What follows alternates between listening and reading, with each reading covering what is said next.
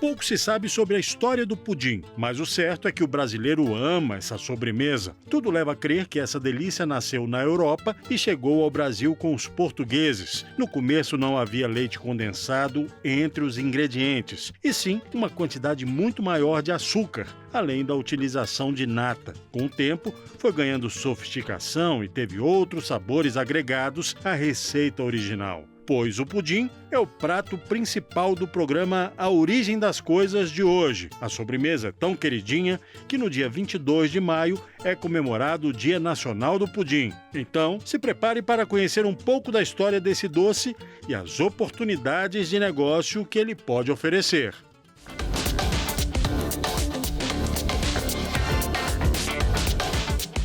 Meu nome é Karina Camargo. E minha profissão, eu sou nutricionista, pós-graduação em vigilância sanitária, também fiz curso de confeitaria e minha idade vou fazer 36 anos em abril. Márcia Tricarico, vou fazer 58 anos esse ano e minha profissão agora é empresária.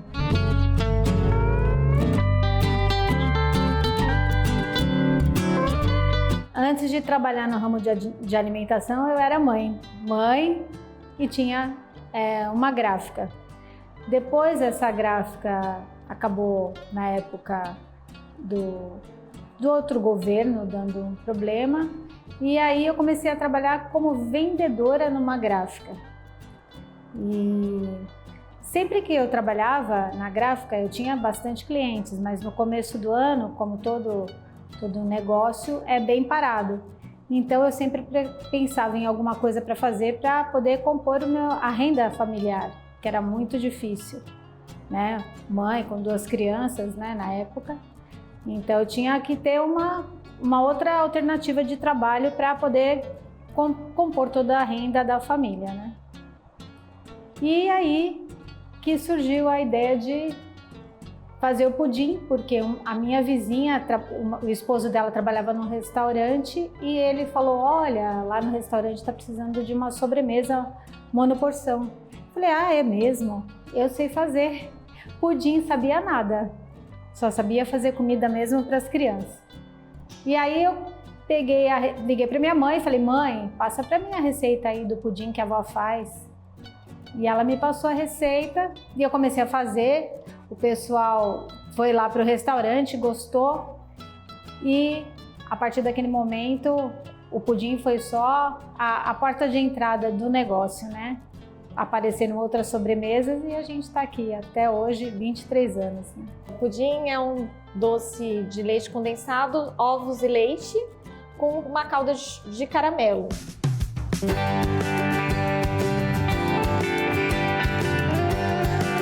Eu sou a Iana, da Confeitaria da Torre, nós estamos em Brasília.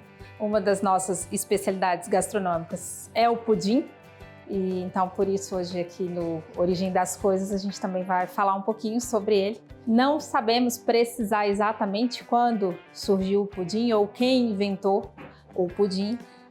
Sabemos que na França a gente tem algumas versões, que é o creme brulee, por exemplo. Na Inglaterra também temos, que é aquele pudim de Natal, que é feito com passas, com nozes, com vinho madeira e servido com chantilly. Em Portugal nós temos inúmeras versões, então temos o pudim de leite, temos o pudim de flan, temos o pudim de gemas, temos o pudim do abade de priscos. Então acredita-se que é uma tradição vinda da Europa e que se consolidou no Brasil.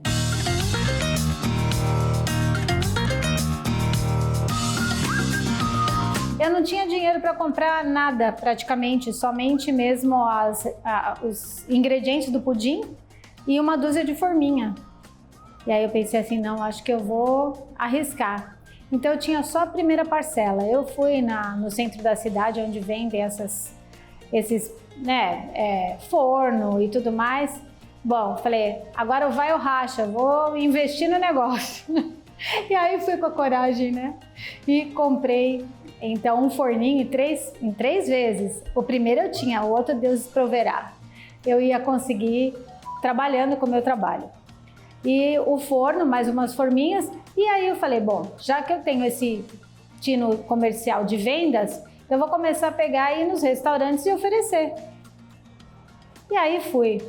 Então, depois disso, né, apareceram outros restaurantes, eu ia como quem não queria nada, almoçar, e aí chegava depois na hora da sobremesa, e aí, que sobremesa você tem? Ah, eu tenho isso e isso. Poxa vida, eu faço um pudim maravilhoso, você não quer experimentar? E aí ia acontecendo a história, né? O pudim, ele, hoje em dia, tem outras variedades, né? Pode ser feito também zero lactose, vegano, né? Hoje se tem mais receitas de outros tipos de variedades. E também outros sabores, né? Aqui, nossa empresa, além de fazer o tradicional pudim, né, de leite condensado, nós fazemos também o doce de leite e o zero açúcar. O pudim, ele é uma receita que sempre vai levar ovos e vai levar algum outro tipo de proteína. Tradicionalmente, a gente coloca o leite, mas também tem algumas versões onde se usa tocinho, manteiga para fazer essa estabilização. O que faz a mágica do pudim acontecer? É o cozimento. Então, é o cozimento que vai permitir que essas proteínas e que essas gorduras derretam e depois elas se reaglomerem, fazendo ali uma liga, uma consistência. Pessoalmente, conheço os pudins doces, né? A maioria de nós acredita também que a gente trate pudim como sendo uma sobremesa, como sendo um doce. No entanto, na gastronomia francesa, a gente tem o nome de pâté, que também são outros preparos à base de gorduras e que vão ao forno para essa estabilização das cadeias de proteínas e gorduras. Então, são os pâtés, por exemplo, o foie gras é um exemplo disso.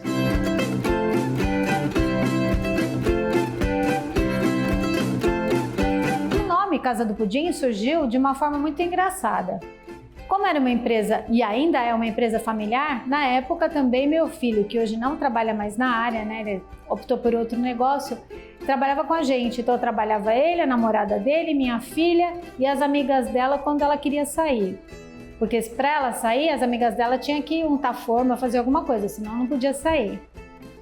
Então aí, nesse meio tempo, eu falei, filho, coloca o pudim no forno, que a mãe vai para casa e aí você olha para mim, porque ele também era confeiteiro, né? Ele, a namorada, minha filha, todo mundo ali era confeiteiro na casa.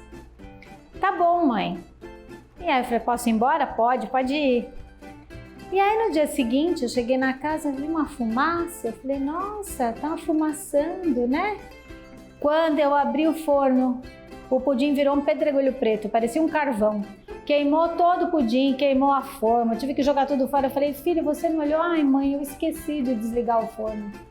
E aí a gente, né, poxa, mas nós vamos... Qual é o nome, né? Qual é o nome dessa empresa? Aí falou, mãe, coloca a Casa do Pudim, porque tudo começou através dele e acabou também queimando todas as formas que eu tinha comprado, né? E aí foi assim o nome, Casa do Pudim. O pudim, quando chegou, ele era à base de nata. Hoje, depois, né, o brasileiro aí inventou leite condensado e aí se transformou no nosso pudim de hoje, né? E cada pudim tem sua característica. Tem aquele pudim que fica com a espessura mais lisa. Então, esse pudim é usado mais gema. Pudim que fica com furinho é o pudim que vai clara e ovo. Também depende do tempo de forno, né? Então aquele pudim que fica mais no vapor, ele fica com mais airado. Aquele pudim que fica mais lisinho, ele fica menos o processo de vaporização dentro do forno fica menor. Então também tem essas coisas. A nata, ela era usada para trazer justamente esse teor de gordura que a gente precisa para a receita. E ao se encontrar com os ovos ou com a gordura, tem gente que coloca um pouquinho de manteiga, era para aumentar o teor de gordura e trazer mais cremosidade para a receita. A questão da saborização sempre se fez, mas de forma menos intensa, que é colocar uma raspinha de laranja, uma raspinha de limão, um pauzinho de canela. Isso a gente sempre tem dentro das receitas tradicionais, inclusive. Mas essa saborização que hoje tem no Brasil, que eu tenho pudim de coco, eu tenho pudim de pistache e tudo, veio muito da indústria do sorvete, que tem as pastas saborizantes para a gente fazer sorvete, e a gente que é da confeitaria trouxe isso para o nosso mundo, que são concentrados de sabor que a gente coloca um pouquinho e sem desequilibrar a receita a gente saboriza.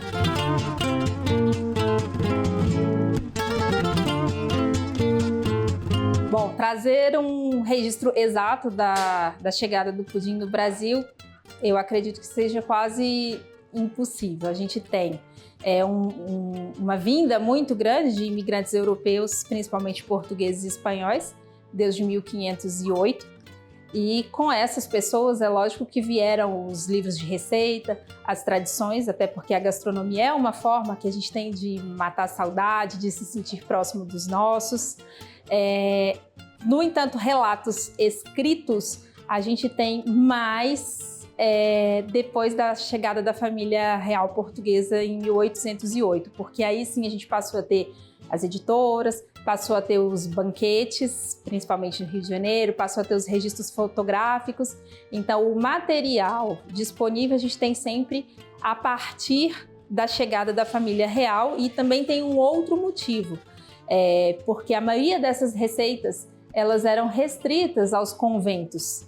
Então, com a vinda da família real portuguesa, as ordens em Portugal elas ficaram sem verba, sem recursos. Então, para eles conseguirem se manter, muitas dessas receitas foram vendidas. E aí sim elas passaram a fazer parte da gastronomia popular e de todas as casas, porque antes elas eram receitas conventuais, monastéricas. Aqui no Brasil nós temos o hábito de comer o pudim sozinho, como uma sobremesa depois de um almoço de domingo. Então ele traz essa questão da família, dos almoços em casa. Na Inglaterra, por exemplo, ele é uma sobremesa de Natal, é uma sobremesa típica do Natal e é servido com chantilly. Então, assim, todas as culturas me parecem ter o seu tipo de pudim em formas diferentes de consumo.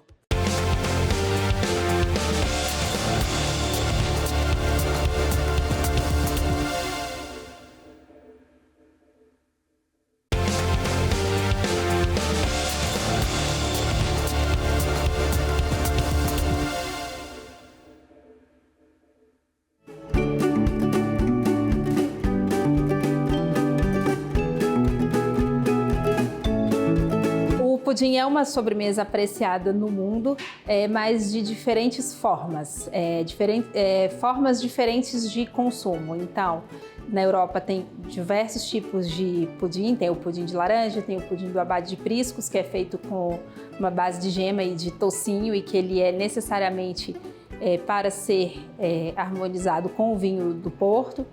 Aqui no Brasil nós temos o hábito de comer o pudim sozinho, como uma sobremesa depois de um almoço de domingo. Então ele traz essa questão da família, dos almoços em casa. Na Inglaterra, por exemplo, ele é uma sobremesa de Natal, é uma sobremesa típica do Natal e é servido com chantilly.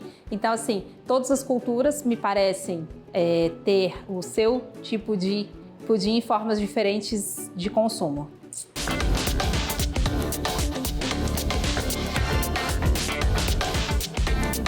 Nós atuamos hoje em vários restaurantes, em hotéis, alguns hotéis, lanchonetes, motéis. Temos também uma distribuidora que faz também essa distribuição no Alto Tietê, né, em São Paulo mesmo. No litoral também nós vendemos para alguns restaurantes. Mas assim, o maior cliente que nós temos, os maiores clientes são os restaurantes.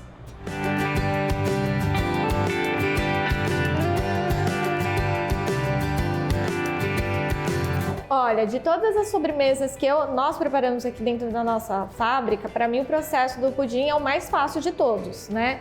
Porém, ele também ele é fácil na preparação. Só que quando chega um funcionário aqui, um dos primeiros testes que a gente faz é o pudim. Porque a calda de caramelo que é o grande terror aí das pessoas que fazem pudim. Porque a maioria das pessoas, elas erram, né, no processo da calda. Então, acaba aqui sendo também um dos nossos termômetros de contratação aqui dentro da fábrica, é a receita do pudim. Mas, em geral, ele é fácil a massa, o que é mais difícil a calda. Em casa, a gente costuma usar o açúcar, que é queimado no fogo, e depois coloca-se a massa do pudim e coloca-se para assar em banho-maria. No processo industrial, a gente faz um pouquinho diferente. É necessário que o açúcar seja diluído em água, que ele passe por todo um processo de derretimento antes da caramelização. Isso permite que a calda não tenha um gosto amargo e permite que depois ela não cristalize com o tempo. Outra diferença que a gente usa do processo caseiro para o processo industrial é que nas indústrias de alimento nós não podemos usar ovos frescos, porque o risco de contaminação por salmonela ele é muito grande. Então, nas indústrias nós temos por hábito usar os ovos pasteurizados, que nada mais é que um ovo que passou pelo processo de tratamento térmico, conforme o próprio leite passa, e vem para a gente já em embalagem Tetra Pak. Outra coisa que acontece um pouquinho diferente é que antigamente não existia leite condensado. O leite condensado é uma invenção moderna. Então lá atrás usava-se leite, usava-se açúcar, usava-se ovo. Então a quantidade de açúcar era muito maior. Hoje a gente compensa isso usando o leite condensado, que já é um preparo que mistura leite e açúcar e alguma quantidade de gordura vindo da própria indústria. Olha, eu particularmente, né, depois de 23 anos, eu posso falar que eu não vejo nenhuma desvantagem. Para mim sempre foi um bom negócio, né? Lógico que tem que ter muito trabalho, muita dedicação, né? Tem que ter muita persistência, né? Mas eu não vi desvantagem no negócio, né? Em fazer pudim. Eu amo tanto que eu faço que para mim nem é mais trabalho. Tabela nutricional, sou eu também que faço, né? Assim, eu sempre estou atenta, né? Nas atualizações, na legislação, porque aqui em São Paulo, principalmente, a legislação ela é muito exigente e não existe só a lei estadual, tem também a federal. Então, muitas pessoas, quando abrem uma cozinha, pensam que é só ter, né? Só os instrumentos de cozinha, né? E não, quando você vai, tem que ir para o mercado, você tem que ter todo um processo também aí de legislação, burocracia que você tem que atuar, né? Então, o papel da nutrição é muito importante, né?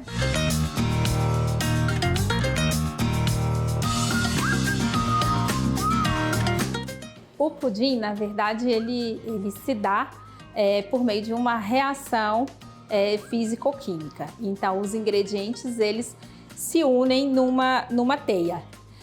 A temperatura mais baixa vai permitir que essa teia se forme de uma forma mais lenta e mais estruturada. Então, é aquele pudim mais liso. Uma temperatura mais alta vai fazer com que essas gorduras elas se derretam e depois se encontrem e coagulem de forma mais rápida. Então, vai ficar mais aberto e, no entanto, menos estável. O pudim, a gente aqui no Brasil come ele apenas como sobremesa. Nós não temos muito o hábito do chá, por ele trazer esse sabor mais abaunilhado. Ele combina muito bem tanto com os vinhos de sobremesa, Porto, Jerez, Madeira. Ele combina muito bem com os chás de flores, então jasmim, camomila. Então, assim, podemos incluir o pudim no nosso dia a dia em outros momentos.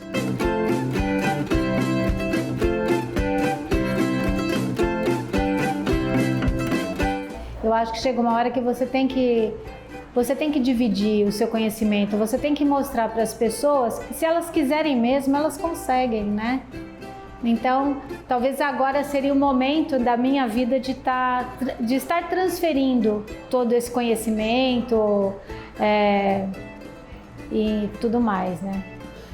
Existe diversos tipos de perigo, né? Assim, dentro da produção, né? Tem a parte físico, né? Perigo físico, que é a parte de tipo alguém se acidentar ou até mesmo se você usa algo de vidro dentro da produção, cair dentro de um produto, né? Tem o risco de químico, né? Que se você usar algum produto químico para limpeza e você não faz direito à limpeza, né? Do equipamento, pode transferir para o alimento. E tem o perigo biológico, né? Que são por contaminação, que é onde a gente vive dando treinamento aqui com a nossa equipe para evitar de estar ocorrendo esses perigos. Pudim precisa de descanso, porque depois que ele sai do forno, ele ainda tem um tempo que ele vai se estabilizar. Embora ele saia do forno, ele continua num cozimento lento enquanto a temperatura interna do produto vai baixando. Então é muito importante que ele descanse. Aquele descanso que as pessoas falam, eu vou fazer o pudim hoje, mas para comer só amanhã. É justamente isso, é a técnica que permite que essa cadeia que foi recém-formada, ela se estabilize e não rompa. Então, se você tentar desenformar um pudim que não está completamente frio e descansado, a probabilidade dele quebrar é enorme. A tradição diz que a gente deve fazer pudim de um dia para outro. Isso pode variar um pouquinho, dependendo do tamanho de um pudim maior ou menor, a gente consegue reduzir esse tempo, mas normalmente de um dia para outro é o tempo ideal.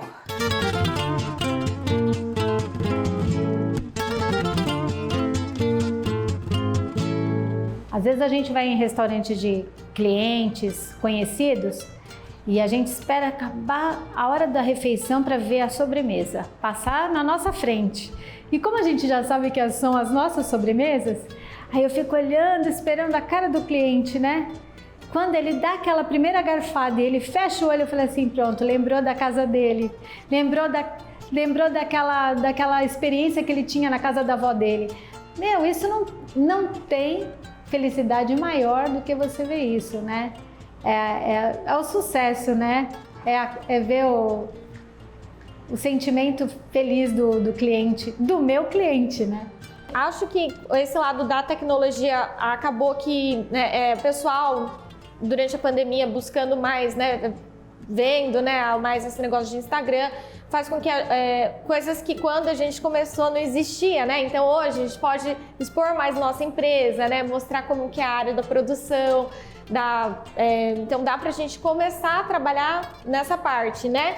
E a gente vê que o mercado também, assim, por mais que tem muitos restaurantes aí, que é o nosso segmento, fechando, a gente vê ainda outros nichos no mercado. Então a gente vê que a gente pode também estar atuando em mercado. Então é onde que a gente tá procurando. O novo desafio agora é esse, né? E trazendo outras sobremesas mais caseiras, assim.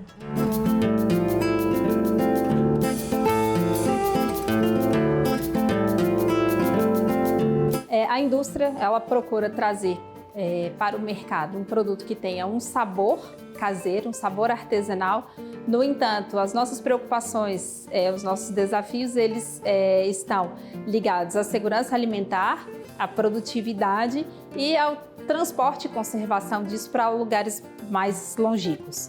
Aqui na Confeitaria da Torre, nós utilizamos forminhas, que elas são próprias para que a gente já dose o pudim, são próprias para cozimento no forno de combinado, são próprias depois para o congelamento. Também temos um outro equipamento que é o dosador, ele permite que saia padronizado as porções e também nos permite menos contato manual, maior rapidez no manuseio, menos contato com o ambiente, menor risco de contaminação.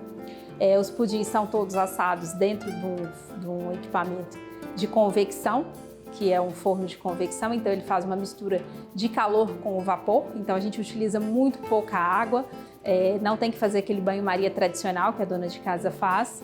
Depois disso é hermeticamente selado e armazenado e vai ser despachado para vários lugares do Brasil. Se eu pudesse dar uma dica para quem quer empreender, né? Ter muita disciplina, persistência, porque no começo não vai ser nada fácil, né? E também buscar se especializar naquilo que você está pensando em fazer. E procurar também, hoje tem bastante, né, na internet, também o Sebrae, né? Procurar eles porque eles dão também muito apoio, né? Então, essa é a dica, foi assim que a gente conseguiu. O meu diferencial, o diferencial da empresa, da Casa do Pudim, é o amor naquilo que a gente faz e o atendimento que a gente dá para o nosso cliente. O cliente se sente tão à vontade comigo, porque assim, eu ainda trato diretamente com muitos deles, né? Eu faço praticamente a maioria das vendas. Então, você sabe, restaurante não tem muito horário, né? E eles também não têm nem muito horário para ligar para mim. Então, às vezes, 10 horas, oi, Márcia, desculpa o horário, sabe? Eu fiquei sem nada. Você pode me atender amanhã? E eu vou, porque eu fico tão feliz. Sério, gente, é incrível. Eu fico muito feliz. Então, para mim é isso.